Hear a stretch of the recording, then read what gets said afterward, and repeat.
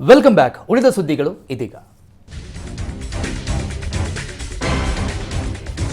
ಬಿಲ್ಕಿಸ್ ಬಾನೋ ಅತ್ಯಾಚಾರ ಪ್ರಕರಣ ಸಂಬಂಧ ಗುಜರಾತ್ ಸರ್ಕಾರಕ್ಕೆ ಹಿನ್ನಡೆಯಾಗಿದೆ. 11 ಅಪರಾಧಿಗಳನ್ನ ಬಿಡುಗಡೆಗೊಳಿಸಿದ ಗುಜರಾತ್ ಸರ್ಕಾರ ಆದೇಶವನ್ನು ಸುಪ್ರೀಂ ಕೋರ್ಟ್ ರದ್ದುಗೊಳಿಸಿದೆ. ಗುಜರಾತ್ ಗಲಭೆ ವೇಳೆ ಬಿಲ್ಕಿಸ್ ಬಾನೋ ಮೇಲೆ ಅತ್ಯಾಚಾರ ಎಸಗಿ ಕುಟುಂಬಸ್ಥರನ್ನ ಕೊಂದ 11 ಆರೋಪಿಗಳನ್ನು ಗುಜರಾತ್ ಸರ್ಕಾರ ಬಿಡುಗಡೆ ಮಾಡಿತು. ಇದನ್ನು ಪ್ರಶ್ನಿಸಿ ಬಿಲ್ಕಿಸ್ ಬಾನೋ ಸುಪ್ರೀಂ ಕೋರ್ಟ್ ಮೆಟ್ಟಿಲೇರಿದ್ರು. ಈಗ ಸುಪ್ರೀಂ ಕೋರ್ಟ್ನಲ್ಲಿ ಬಿಲ್ಕಿಸ್ ಬಾನೋಗೆ ಜಯ ಸಿಕ್ಕಿದೆ. ಗುಜರಾತ್ ಸರ್ಕಾರ 11 ಆರೋಪಿಗಳನ್ನು ಬಿಡುಗಡೆ ಮಾಡುವಂತಿಲ್ಲ, ಆರೋಪಿಗಳನ್ನು ಮತ್ತೆ ಜೈಲಿಗೆ ಕಳುಹಿಸುವಂತೆ ಗುಜರಾತ್ ಸರ್ಕಾರಕ್ಕೆ ಸೂಚನೆ ಕೊಟ್ಟಿದೆ. ಪ್ರಧಾನಿ ನರೇಂದ್ರ ಮೋದಿ ಅವರನ್ನ ಅವಹೇಳನ ಮಾಡಿ ಮಾಲ್ಡೀವ್ಸ್ ಸಚಿವರಿಂದ ಟ್ವೀಟ್ ಮಾಡಿರುವ ಬೆನ್ನಲ್ಲೇ ಮಾಲ್ಡೀವ್ಸ್ ಪ್ರವಾಸವನ್ನ ಭಾರತೀಯರು ರದ್ದು ಮಾಡ್ತಾ ಇದ್ದಾರೆ. ಅಲ್ಲದೆ ಸಾಮಾಜಿಕ ಜಾಲತಾಣಗಳಲ್ಲಿ ಬಾಯ್ಕಾಟ್ ಮಾಲ್ಡೀವ್ಸ್ ಎಂದು ಟ್ರೆಂಡ್ ಆಗಿದೆ. ಮಾಲ್ಡೀವ್ಸ್ ಪ್ರವಾಸವನ್ನ ರದ್ದು ಮಾಡಿರುವ ಸ್ಕ್ರೀನ್ ಶಾಟ್ಗಳನ್ನು ಹಲವು ಜನ ತಮ್ಮ ಸಾಮಾಜಿಕ ತಾಣದ ಖಾತೆಗಳಲ್ಲಿ ಹಂಚಿಕೊಳ್ತಾ ಇದ್ದಾರೆ. ಭಾರತವು ಆತ್ಮನಿರ್ಭರವಾಗಬೇಕು, ಮಾಲ್ಡೀವ್ಸ್ಗೆ ಹೋಗದೆ ಅವರಿಗೆ ತಿರುಗೇಟು ನೀಡಬೇಕು ಎಂಬ ಸಂದೇಶಗಳು ಹರಿದಾಡ್ತಾ ಇದೆ. ಮಾಲ್ಡೀವ್ಸ್ ಪ್ರವಾಸೋದ್ಯಮದಲ್ಲಿ ಭಾರತೀಯ ಪ್ರವಾಸಿಗರ ಪಾಲೇ ಅಧಿಕ ಆಗಿದೆ. ಅಯೋಧ್ಯೆಯಲ್ಲಿ ಜನವರಿ 22ರಂದು ಶ್ರೀರಾಮನ ಪ್ರಾಣ ಪ್ರತಿಷ್ಠಾಪನೆ ನಡೆಯುವ ದಿನದಂದೇ ಹೆರಿಗೆ ಮಾಡಿಸಿಕೊಳ್ಳಬೇಕೆಂದು ವೈದ್ಯರಿಗೆ ಗರ್ಭಿಣಿಯರು ದುಂಬಾಲು ಬೀಳ್ತಾ ಇದ್ದಾರೆ. ಈ ಕುತೂಹಲಕಾರಿ ಘಟನೆ ಉತ್ತರ ಪ್ರದೇಶದ ಕಾನ್ಪುರದಲ್ಲಿ ನಡೆದಿದೆ. ಕಾನ್ಪುರದ ಗಾಯತ್ರಿ ಶಂಕರ್ ವಿದ್ಯಾರ್ಥಿ ಸ್ಮಾರಕ ವೈದ್ಯಕೀಯ ಆಸ್ಪತ್ರೆಯಲ್ಲಿ ಜನವರಿ 22ರಂದೇ ಸಿಸೇರಿಯನ್ ಮೂಲಕ ಹೆರಿಗೆ ಮಾಡಿಸುವಂತೆ 12ರಿಂದ 14 ಕೋರಿಕೆಗಳು ಬಂದಿವೆ. ಈ ಹಿನ್ನೆಲೆಯಲ್ಲಿ ಒಂದೇ ದಿನ 35 ಸಿಸೇರಿಯನ್ ಹೆರಿಗೆ ಮಾಡಿಸಲು ಸೂಕ್ತ ವ್ಯವಸ್ಥೆ ಮಾಡಿಕೊಳ್ಳಲಾಗ್ತಾ ಇದೆ ಅಂತ ಆಸ್ಪತ್ರೆಯ ಸ್ತ್ರೀರೋಗ ಹೆರಿಗೆ ತಜ್ಞೆ ಡಾಕ್ಟರ್ ಸೀಮಾ ದ್ವಿವೇದಿ ತಿಳಿಸಿದ್ದಾರೆ. ಜನವರಿ 22ರಂದು ರಾಮ ಮಂದಿರ ಲೋಕಾರ್ಪಣೆ ನಡೆಯಲಿದ್ದು, ಅಂದೇ ತಮ್ಮ ಗರ್ಭದಲ್ಲಿ ಮಗು ಜನಿಸಿದರೆ ಶುಭಕರ, ಶ್ರೇಷ್ಠ ಎಂದು ಭಾವಿಸಿರುವ ಸ್ತ್ರೀಯರು ಆಸ್ಪತ್ರೆಗೆ ಬರ್ತಾ ಇದ್ದಾರೆ. ಅಂದು ಜನಿಸಿದ ಮಗು ಶ್ರೀರಾಮನ ರೀತಿ ಸಹನೆ, ಪ್ರೀತಿ, ಮಾನವೀಯ ಗುಣಗಳನ್ನು ಹೊಂದುತ್ತವೆ ಅಂತ ಮಹಿಳೆಯರು ಭಾವಿಸಿದ್ದಾರೆ. ಜನವರಿ 22ರಂದು ಅಯೋಧ್ಯೆ ರಾಮ ಮಂದಿರದಲ್ಲಿ ರಾಮಲಲ್ಲಾ ಪ್ರಾಣ ಪ್ರತಿಷ್ಠಾ ಕಾರ್ಯಕ್ರಮ ನಡೆಯಲಿದೆ. ಜನವರಿ 16ರಿಂದ ಶುರುವಾದ ಪೂಜಾ ಕಾರ್ಯಕ್ರಮಗಳು ಜನವರಿ 19ರ ಶುಭ ಶುಕ್ರವಾರದಿಂದ ಅಗ್ನಿಸ್ಥಾಪನಾ, ನವಗ್ರಹ ಸ್ಥಾಪನದ ಜೊತೆಗೆ ಹೋಮ ಹವನಗಳು ನಡೆಯಲಿವೆ. ಈ ಹವನದಲ್ಲಿ ದೇಶದ 100 ಪಂಡಿತರು ಭಾಗವಹಿಸಲಿದ್ದಾರೆ. ಇನ್ನು ಜನವರಿ 20ರಂದು ಸರಯೂ ನದಿಯ ಪವಿತ್ರ ನೀರಿನಿಂದ ಗರ್ಭಗೃಹ ಶುದ್ಧೀಕರಿಸಲಾಗುತ್ತದೆ. ಜನವರಿ 21ಕ್ಕೆ ಅಯೋಧ್ಯೆಯಲ್ಲಿರುವ 125 ಕಳಸಗಳ ಪೂಜೆ ಮಾಡಲಾಗುತ್ತದೆ. ಇಡೀ ದೇಶವೇ ಕಾತುರದಿಂದ ಕಾಯ್ತಾ ಇರುವ ಜನವರಿ 22ರಂದು ಬೆಳಗಿನ ಪೂಜೆ ಮೂಲಕ ರಾಮಲಲ್ಲಾ ಪ್ರತಿಷ್ಠಾಪನೆ ಕಾರ್ಯಗಳು ಶುರುವಾಗುತ್ತೆ. ವಿಶೇಷ ಪ್ರಾರ್ಥನೆ ಬಳಿಕ ಮಧ್ಯಾಹ್ನ 12 ಗಂಟೆ ಬಳಿಕ ಮೃಗಶಿರ ನಕ್ಷತ್ರದಲ್ಲಿ ಬಾಲರಾಮನ ಪ್ರಾಣ ಪ್ರತಿಷ್ಠಾಪನೆ ನೆರವೇರಲಿದೆ. ಅಯೋಧ್ಯೆಯಲ್ಲಿ ನಿರ್ಮಾಣವಾಗುತ್ತಿರುವ ರಾಮ ಮಂದಿರದ ಉದ್ಘಾಟನೆ ಜನವರಿ 22ರಂದು ನೆರವೇರಲಿದೆ. ಐತಿಹಾಸಿಕ ಕ್ಷಣವನ್ನು ಕಣ್ತುಂಬಿಕೊಳ್ಳಲು ಕೋಟ್ಯಾಂತರ ಭಕ್ತರು ಕಾತುರದಿಂದ ಕಾಯ್ತಾ ಇದ್ದಾರೆ. ರಾಮ ಮಂದಿರ ಉದ್ಘಾಟನೆ ಸಮಯದಲ್ಲಿ ಭಕ್ತರು ಹೆಚ್ಚಿನ ಸಂಖ್ಯೆಯಲ್ಲಿ ಅಯೋಧ್ಯೆಗೆ ಭೇಟಿ ನೀಡಲಿದ್ದಾರೆ.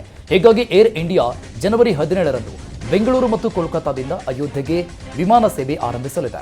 ಬೆಂಗಳೂರು ಅಯೋಧ್ಯೆ ಮಾರ್ಗದ ಮೊದಲ ವಿಮಾನವು ಜನವರಿ 17ರಂದು ಕೆಂಪೇಗೌಡ ಅಂತಾರಾಷ್ಟ್ರೀಯ ನಿಲ್ದಾಣದಿಂದ ಬೆಳಗ್ಗೆ 8:05ಕ್ಕೆ ಹೊರಟು 10:35ಕ್ಕೆ ಅಯೋಧ್ಯೆಯನ್ನು ತಲುಪಲಿದೆ. ಅದೇ ರೀತಿ ಹಿಂದಿರುಗುವ ವಿಮಾನವು ಅಯೋಧ್ಯೆಯಿಂದ ಮಧ್ಯಾಹ್ನ 3:40ಕ್ಕೆ ಹೊರಡಲಿದ್ದು ಸಂಜೆ 6:10ಕ್ಕೆ ಬೆಂಗಳೂರಿಗೆ ವಾಪಸ್ಸಾಗಲಿದೆ. ಬ್ರಿಟಿಷರ ಕಾಲದ ಕಾನೂನುಗಳನ್ನು ತಿದ್ದುಪಡಿಗೆ ತಂದು ಹೊಸ ಕಾನೂನುಗಳನ್ನು ಜಾರಿ ಮಾಡ್ತಾ ಇರೋದ್ರಿಂದ ಪೊಲೀಸರು ಲಾಠಿ ಬದಲು ಡೇಟಾವನ್ನು ಹೆಚ್ಚಾಗಿ ಬಳಸಬೇಕು ಅಂತ ಪ್ರಧಾನಿ ನರೇಂದ್ರ ಮೋದಿ ಸಲಹೆ ಕೊಟ್ಟಿದ್ದಾರೆ.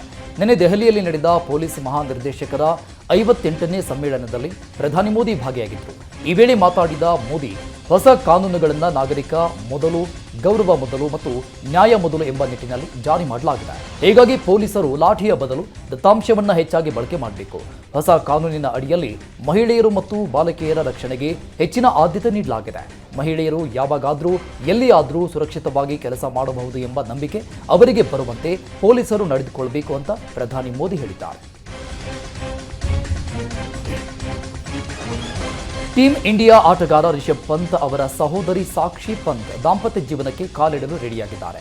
ಅದರ ಮೊದಲ ಹೆಜ್ಜೆ ಎಂಬಂತೆ ಇತ್ತೀಚೆಗೆ ನಿಶ್ಚಿತಾರ್ಥ ಮಾಡಿಕೊಂಡಿದ್ದಾರೆ. ಸಾಕ್ಷಿ ಪಂತ್ ತನ್ನ ಬಹುಕಾಲದ ಗೆಳೆಯ ಅಂಕಿತ್ ಚೌಧರಿ ಜೊತೆ ನಿಶ್ಚಿತಾರ್ಥ ಮಾಡಿಕೊಂಡಿದ್ದಾರೆ. ಈ ಶುಭ ಘಳಿಗೆಯ ಫೋಟೋವನ್ನು ರಿಷಬ್ ಪಂತ್ ತಮ್ಮ ಇನ್ಸ್ಟಾಗ್ರಾಂನಲ್ಲಿ ಹಂಚಿಕೊಂಡಿದ್ದಾರೆ. ಉತ್ತರ ಭಾರತದಲ್ಲಿ ಚಳಿ ಅಬ್ಬರಿಸಿ ಬೊಬ್ಬರಿತಾ ಇದೆ. ಉತ್ತರ ಪ್ರದೇಶದ ಪಂಜಾಬ್ ಮತ್ತು ರಾಜಧಾನಿ ದೆಹಲಿಯಲ್ಲಿ ಅತಿಯಾದ ಚಳಿ ಶುರುವಾಗಿದೆ. ದೆಹಲಿಯಲ್ಲಿ ಚಳಿ ಹೆಚ್ಚಾದ ಹಿನ್ನೆಲೆಯಲ್ಲಿ ಇಂದಿನಿಂದ 5 ದಿನಗಳ ಕಾಲ ನರ್ಸರಿಯಿಂದ 5 ತರಗತಿಯವರೆಗಿನ ಮಕ್ಕಳಿಗೆ ರಜೆ ಘೋಷಿಸಲಾಗಿದೆ. ಈ ಬಗ್ಗೆ ಶಿಕ್ಷಣ ಸಚಿವೆ ಅತಿಶಿ ಟ್ವೀಟ್ ಮಾಡಿದ್ದಾರೆ. ದೆಹಲಿಯಲ್ಲಿ ಅತಿಯಾದ ಚಳಿ ಇರೋದ್ರಿಂದ ಮಕ್ಕಳಿಗೆ ಸಮಸ್ಯೆ ಆಗಲಿದೆ. ಆದ್ದರಿಂದ ಜನವರಿ 12ರವರೆಗೆ ನರ್ಸರಿಯಿಂದ 5ನೇ ತರಗತಿವರೆಗಿನ ಮಕ್ಕಳಿಗೆ ರಜೆ ಘೋಷಣೆ ಮಾಡಲಾಗಿದೆ. ಇದು ಸರ್ಕಾರಿ ಶಾಲೆಗಳು, ಸರ್ಕಾರಿ ಅನುದಾನಿತ ಶಾಲೆಗಳು ಮತ್ತು ಮಾನ್ಯತೆ ಪಡೆದ ಖಾಸಗಿ ಶಾಲೆಗಳಿಗೆ ಅನ್ವಯಿಸುತ್ತದೆ ಅಂತ ಟ್ವಿಟರ್ನಲ್ಲಿ ತಿಳಿಸಿದ್ದಾರೆ. ಜೊತೆಗೆ ಚಳಿ ಹೆಚ್ಚಾಗಿರೋದ್ರಿಂದ ಶಾಲೆಗಳನ್ನು ಬೆಳಿಗ್ಗೆ 8 ಗಂಟೆ ಮೊದಲೇ ಆರಂಭ ಮಾಡುವಂತಿಲ್ಲ ಅಂತ ಶಿಕ್ಷಣ ಸಚಿವೆ ತಿಳಿಸಿದ್ದಾರೆ. ಇನ್ನು ಸಂಜೆ 5 ಗಂಟೆ ಒಳಗೆ ಶಾಲೆ ಮುಚ್ಚಬೇಕು, ಬಳಿಕವೂ ಶಾಲೆ ನಡೆಸುವಂತಿಲ್ಲ ಅಂತ ತಿಳಿಸಿದ್ದಾರೆ. ಇನ್ನು ಶಾಲೆಗಳನ್ನು ನಡೆಸಬೇಕು ಅಂತ ಬಯಸಿದ ಶಾಲೆಗಳು ಆನ್ಲೈನ್ನಲ್ಲಿ ನಡೆಸಬಹುದು ಅಂತ ಸಚಿವೆ ತಿಳಿಸಿದ್ದಾರೆ. ಪಶ್ಚಿಮ ಬಂಗಾಳ ರಕ್ತ ರಾಜಕೀಯದಿಂದಲೇ ಹೆಸರುವಾಸಿ. ಇದೀಗ ಅಂತಹದ್ದೇ ಒಂದು ಘಟನೆ ದೀದಿ ನಾಡಿನಲ್ಲಿ ನಡೆದಿದೆ. ಕಾಂಗ್ರೆಸ್ ಬಿಟ್ಟು ದೀದಿ ಪಕ್ಷವಾದ ಟಿಎಂಸಿಗೆ ಸೇರಿಕೊಂಡಿದ್ದಕ್ಕೆ ಸತ್ಯನ್ ಚೌಧರಿ ಎಂಬಾತನನ್ನ ಹತ್ಯೆ ಮಾಡಲಾಗಿದೆ. ಟಿಎಂಸಿ ಪಕ್ಷದ ಮುಖಂಡ ಸತ್ಯನ್ ಚೌಧರಿಯನ್ನ ಬಹರಂಪುರದಲ್ಲಿ ಗುಂಡಿಕ್ಕಿ ಭಯಾನಕವಾಗಿ ಹತ್ಯೆ ಮಾಡಲಾಗಿದೆ. ಟಿಎಂಸಿ ಮುಖಂಡ ಸತ್ಯನ್ ಚೌಧರಿ ರಸ್ತೆಯಲ್ಲಿ ಹೋಗುವಾಗ ಬೈಕ್ನಲ್ಲಿ ಬಂದಿದ್ದ ದುಷ್ಕರ್ಮಿಗಳು ಗುಂಡು ಹಾರಿಸಿ ಎಸ್ಕೇಪ್ ಆಗಿದ್ದಾರೆ. ತಕ್ಷಣವೇ ಟಿಎಂಸಿ ಮುಖಂಡ ಸತ್ಯನ್ ಚೌಧರಿಯನ್ನ ಸ್ಥಳೀಯರು ಆಸ್ಪತ್ರೆಗೆ ದಾಖಲಿಸಿದ್ದಾರೆ. ಆದರೆ ಚಿಕಿತ್ಸೆ ಫಲಿಸದೆ ಟಿಎಂಸಿ ಮುಖಂಡ ಮೃತಪಟ್ಟಿದ್ದಾನೆ. ಕಾಂಗ್ರೆಸ್ನ ನಾಯಕ ಅಧೀರ್ ರಂಜನ್ ಚೌಧರಿಯ ಬಳಿಕ ಬಳಗ ಬಿಟ್ಟು ಇತ್ತೀಚೆಗೆ ಸತ್ಯನ್ ಚೌಧರಿ ಟಿಎಂಸಿಗೆ ಸೇರಿಕೊಂಡಿದ್ದ. ಕೊಡಗಿನಲ್ಲಿ ಕಾಡಾನೆಗಳ ಉಪಟಳ ಮಿತಿ ಮೀರಿದ್ದು ಹಲವು ಸಾವು ನೋವುಗಳು ಸಂಭವಿಸ್ತಾ ಇದೆ. ಇದೀಗ ಹಗಲು ಹೊತ್ತಿನಲ್ಲೇ ಶಾಲೆಯ ಮುಂದೆ 3 ಕಾಡಾನೆಗಳು ಓಡಾಡಿ ಸಾರ್ವಜನಿಕರಿಗೆ ಹಾಗೂ ಶಾಲಾ ಮಕ್ಕಳಿಗೆ ಆತಂಕ ಸೃಷ್ಟಿ ಮಾಡಿವೆ. ವಿರಾಜಪೇಟೆ ತಾಲೂಕಿನ ಚೆನ್ನಯ್ಯನಕೋಟೆ ಗ್ರಾಮ ಪಂಚಾಯಿತಿಯ ಚೆನ್ನಂಗಿ ಪ್ರಾಥಮಿಕ ಶಾಲೆಯ ಆವರಣದ ಮುಂಭಾಗದ ಕಾಫಿ ತೋಟದಿಂದ 3 ಕಾಡಾನೆಗಳು ಕಾಣಿಸಿಕೊಂಡಿದ್ದವು. ಆನೆಗಳ ಸಂಚಾರವನ್ನ ಶಾಲೆಯ ಶಿಕ್ಷಕರು ಮತ್ತು ಮೊಬೈಲ್ನಲ್ಲಿ ಸೆರೆ ಹಿಡಿದಿದ್ದಾರೆ. ಒಂದು ವೇಳೆ ಶಾಲೆಯ ಕಡೆಗೆ ಆನೆಗಳು ನುಗ್ಗಿದ್ರೆ ಅಪಾಯ ಎದುರಾಗ್ತಾ ಇತ್ತು. ಆನೆಗಳ ಕಾಟದಿಂದ ಶಾಲೆಗೆ ಬರುವ ವಿದ್ಯಾರ್ಥಿಗಳ ಸಂಖ್ಯೆಯು ಇಳಿಮುಖವಾಗ್ತಾ ಇದೆ. ರೈತರ ಹೆಸರಲ್ಲಿ ಅಧಿಕಾರಿಗಳೇ ನಕಲಿ ಸಹಿ ಸೃಷ್ಟಿಸಿ ವಂಚನೆ ಮಾಡಿದ ಘಟನೆ ಹಾವೇರಿಯಲ್ಲಿ ನಡೆದಿದೆ. ಜಮೀನಿಗೆ ಬಂದು ಮಣ್ಣು ಪರೀಕ್ಷೆ ಮಾಡದೆ ರೈತರ ಹೆಸರಲ್ಲಿ ನಕಲಿ ಸಹಿ ಮಾಡಿ ಯಾಮಾರಿಸಿದ್ದಾರೆ. ರೈತರ ಆದಾಯ ದ್ವಿಗುಣಗೊಳಿಸುವ ಉದ್ದೇಶದಿಂದ ಕೃಷಿ ಸಂಜೀವಿನಿ ಯೋಜನೆ ಜಾರಿಗೆ ತರಲಾಗಿದೆ. ಈ ಯೋಜನೆಯಂತೆ ಅಧಿಕಾರಿಗಳು ರೈತರ ಜಮೀನಿಗೆ ತೆರಳಿ ಮಣ್ಣಿನ ಪರೀಕ್ಷೆ ಮಾಡಬೇಕು. ಆದರೆ ಅಧಿಕಾರಿಗಳು ಜಮೀನಿಗೆ ತೆರಳದೆ ರೈತರ ಹೆಸರಲ್ಲಿ ನಕಲಿ ಸಹಿ ಸೃಷ್ಟಿ ಮಾಡಿ ರೈತರಿಗೆ ವಂಚನೆ ಮಾಡಿದ್ದಾರೆ. ನಾವು ಸಹಿ ಮಾಡಿ ಇಲ್ಲ, ನಮ್ಮ ಹೆಸರಲ್ಲಿ ನಕಲಿ ಸಹಿ ಇದೆ ಅಂತ ಅಧಿಕಾರಿಗಳ ವಿರುದ್ಧ ರೈತರು ಆಕ್ರೋಶ ವ್ಯಕ್ತಪಡಿಸಿದ್ದಾರೆ.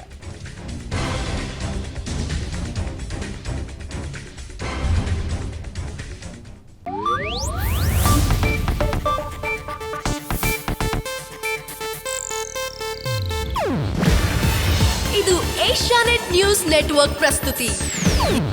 ನೀವು ನೋಡ್ತಿದ್ದೀರಾ ಏಷ್ಯಾನೆಟ್ ಸುವರ್ಣ ನ್ಯೂಸ್.